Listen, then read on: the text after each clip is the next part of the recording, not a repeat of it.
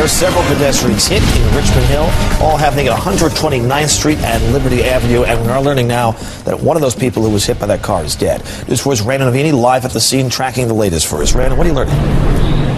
Well, guys, I just got off the phone with police, and they say 2 more people just walked into an area hospital with stab wounds, and they believe it stemmed from this incident, from a dispute that started before the hit and run. You can see the scene here behind me, closed off at Liberty Avenue and 129th Street. Take a look at some video that we have from earlier, right after this happened. We know that the driver of this vehicle hit 4 people. 1 person was killed here at the scene. 3 others were taken to Jamaica Hospital. 2 of them are in critical condition and 1 is in stable condition. And again, police are just telling us now that 2 more people walked into a hospital with stab wounds, and they believe this whole incident started as a dispute at an area bar before this person got into his vehicle and then drove onto the sidewalk, hitting those 4 people. I just talked to a woman who saw the whole thing happen. Here's what she said. The guy was fighting. There was like a bunch of kids. I think they was coming out from the hookah place. This fights every time, all the time. So they walked down there and then went back. So suddenly, I see the white car driving through by the sidewalk and turn all the way down. And that woman said it was a white vehicle, and police confirmed they're looking for a white Hyundai Sonata and that the driver is a man with a ponytail. No other description of him available at this point. They're asking if anyone has any information, if they saw this dispute or the hit and run happen, that they give police a call. Police telling us they have arrested a man connected with the murder of a woman in Concourse Village. Police say 48-year-old Ricardo Colon was arrested Saturday and charged with the murder of 45-year-old Veronica Fuentes. The victim of Puerto Rican descent was found dead in her first-floor apartment Thursday morning on Teller Avenue. Fuentes received daily health care service from an aide. When Fuentes didn't answer the door on Thursday, the aide called Fuentes' mother, who had a spare key. They entered the apartment and found the body. Neighbors and family say that Fuentes lived in the apartment with a boyfriend. Golden Crust founder and CEO was found dead inside his Bronx factory on Park Avenue. Company employees and police telling us 57-year-old Lowell Hawthorne was found with an apparent self-inflicted gunshot wound to the head inside the building at 3958 Park Avenue. Hawthorne built the Jamaican Beef Patty Company back in 1989 on East Gun Hill Road. Golden Crust produces more than 50 million patties a year for retail stores. And Bronx Borough President Ruben Diaz Jr. tweeting out this evening, Lowell Hawthorne was a good friend and always ready to help my office whenever we needed him. He will be sorely missed. Our thoughts and prayers are with his family, friends, and employees during this difficult time.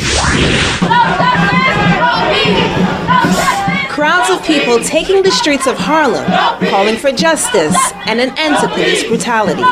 The second annual Future of the City March, organized by students from South Bronx Community Charter High School with help from Black Lives Matter Greater New York. We as young adults, we're history, we're the future, so this is just gonna help us achieve our rights.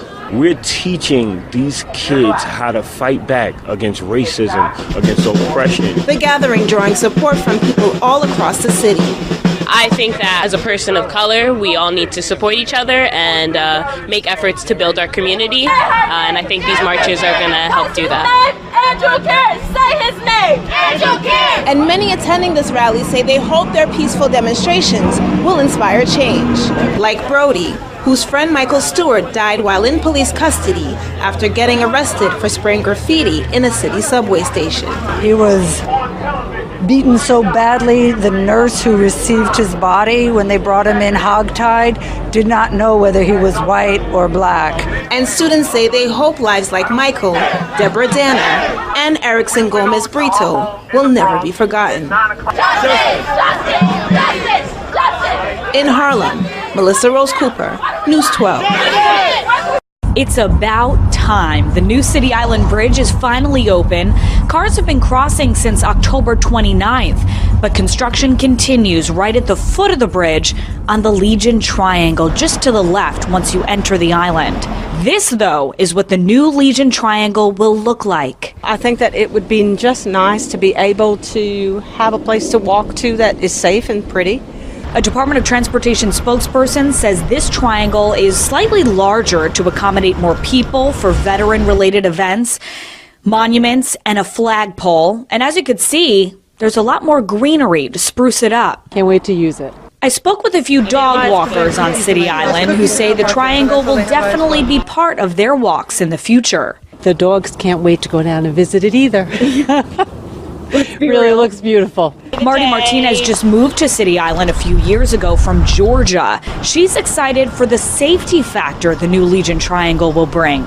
There won't be people whipping around trying to cut across that divider, because there is going to be a structure there that's going to prevent that from happening. So I think it's a good thing. With the closing of the old City Island Bridge, the new one opening up, and now the finishing touches around the new bridge, City Islanders looking forward to it all just getting back to normal.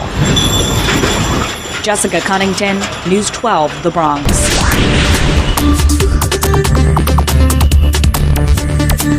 I'm Jill Wagner. Here are some top stories from Cheddar on News 12. Blue Apron's co-founder, Matt Salzberg, is stepping down as CEO. This as the stock has lost 70% of its value since going public just 5 months ago. Blue Apron has struggled against competitors and took a huge hit when Amazon bought Whole Foods and could potentially offer a similar meal delivery kit. Meanwhile, add prescription pills to the list of items you could soon get on Amazon. The company's in talks with generic drug makers like Mylan about taking a role in drug purchasing. Amazon's plan still not exactly clear, but the CEO of Express Scripts says he sees a potential partnership. And Uber's losses are Lyft's gains. The ride-hailing app saw revenues more than triple in the first half of the year, according to the news site The Information. Lyft has also been gaining ground in other ways. Earlier this month, it said it's planning to expand to Toronto, its first city outside of the U.S. Uber's been plagued with negative headlines surrounding the company culture. That is your Cheddar Business and Tech Update. I'm Jill Wagner from Cheddar headquarters in New York. Police telling us that luckily that victim is okay. They were released from the hospital after being taken there to be treated for that serious head injury from being struck with that metal bat. Now police are searching for this man. If you take a look at your screen, you can see that man captured in a surveillance picture. Police say he is believed to be in his 30s and was last seen wearing a dark colored jacket, a white shirt, and dark colored pants. Cops say this all went down a few weeks ago on Saturday, November 11th, around 4 o'clock in the morning in front of 2869 West 15th Street. Investigators say the 19-year-old victim told them he was hanging out in front of the building with friends, went to go get alcohol from the store, and when he came back, a fight erupted. At some point, police say one of the men went into the building and came back out with a baseball bat and hit the 19-year-old in the head before they all took off. Now, investigators say that the victim is being uncooperative with them, but they are trying their best to find the man who attacked him. They are asking that if you have any information, that you give them a call. In Coney Island, I'm Katie Lasso. This Canarsie family still shocked by what happened Monday when they tried to put 6-year-old Sanaya Miller on her school bus. Her mom took her out to the stop where 20 other children were waiting. She thought the bus might be late, so she took her in on her own, then headed to work. We find out later that afternoon after school calls us and tells us we have to come pick her up, that the bus stop is no longer. And we're like, what? So they sent her home with a note and a Metro card. Sanaya took the bus last year without any issues. PS 114 Ryder Elementary offering a later bus, which means the first grader would miss school breakfast and her mother would be late for work. The other alternative offered by the school is letting Sanaya walk.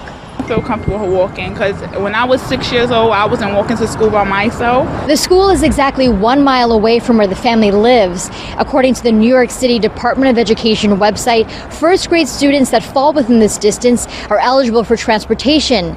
That's why Sanaya's mother and grandmother are astounded by the response they've received. We said it wasn't their fault and they hired the bus company, so it's somebody's fault. And then I called the bus company and they hung up on me. In Canarsie, Katie Vasquez, News 12, Brooklyn. His hits live on.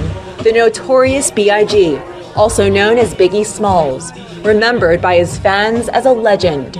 He died at the age of 24, the same age his daughter, Tiana Wallace, is now. And I just feel like when you listen to his music, you know he's from Brooklyn. He really introduces a lot of the Brooklyn culture, New York culture. I don't really hear people coming to Brooklyn and not thinking about Biggie. She opened up this store in her dad's name. It's called Notorious. And it's like a flagship store for streetwear, and it's like heavily inspired by New York and Brooklyn and just like hip hop culture. A culture Biggie Smalls helped bring to Brooklyn, New York City, and the world. This crowd shows you just how much. We're over 2 decades since his passing, and his music, like as a DJ, you could still play Juicy, you could still play so many of his hits in the club, and it's like it came out yesterday. Some fans knew him as that familiar voice on the radio. If I'm in the sad mood, I put on Biggie, and I'll be in a better mood. Others were close friends. You know, Biggie was the kind of person that would give you his last dollar. He would actually take to someone he never saw a day in their life at time and just pull him in a limo and ride around with him and take him out for the day and take him shopping and things like that, just randomly. His fans say that's just who Biggie was. Proud to wear a t-shirt with his name on it. At Notorious Clothing in Brooklyn Heights, Paula Vassan. It was the year 2010, and it was supposed to be 18 months. A massive reconstruction of the century-old building on East Tremont Avenue that housed the Bronx River Art Center. Yeah, it's been a very long time, a lot longer than we ever expected, and it's been really hard. But Tuesday, News 12 got a tour of the almost finished Brack building, state-of-the-art, renovated, and ready to cultivate creativity once again. It's like coming home, and it's like being the best kind of possible place for art you can imagine. Our ceramics comes back into place. Ready to move the old machines and tools back in. And then over here on this side. And also make room for the new. All new equipment for woodworking. We saw workers still putting the finishing touches around the building, but all in all, it is in the home stretch here. A Department of Design and Construction spokesperson tells us additional work will be completed early next year. Gail Nathan, the executive director, says she's just ready to get the community back inside every day and up here on this roof after 7.5 years to enjoy all the art programming that they offer. In fact, some of the kids have grown up and have their own children and are calling us and say, "When are you opening?" And I want to bring my children. I was a child in your program 20 years ago. Across the street from this building, 188 units of housing is coming in, and people will be moving in spring of 2018. And if this center isn't open, what are the people that are moving into the neighborhood going to want to do? They're going to want to continue to go downtown for their recreation instead of coming in and staying within the neighborhood. What a journey it has been for this 30-year-old organization, serving as a culturally diverse and creative forum for young Bronxites and growing artists that come 2018 will stay in this building for as long as possible.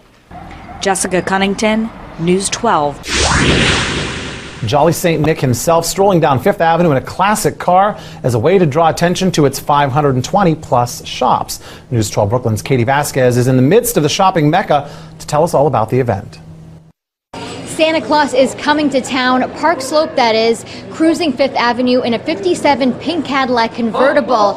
Now he's taking time out of his busy schedule to meet with children, naughty or nice. Hello, News 12. Merry Christmas. During his visit, he stopped to talk with holiday revelers and see who has been naughty or nice. The Park Slope bid encouraging people to shop small this holiday season, with lots of stores along this one street.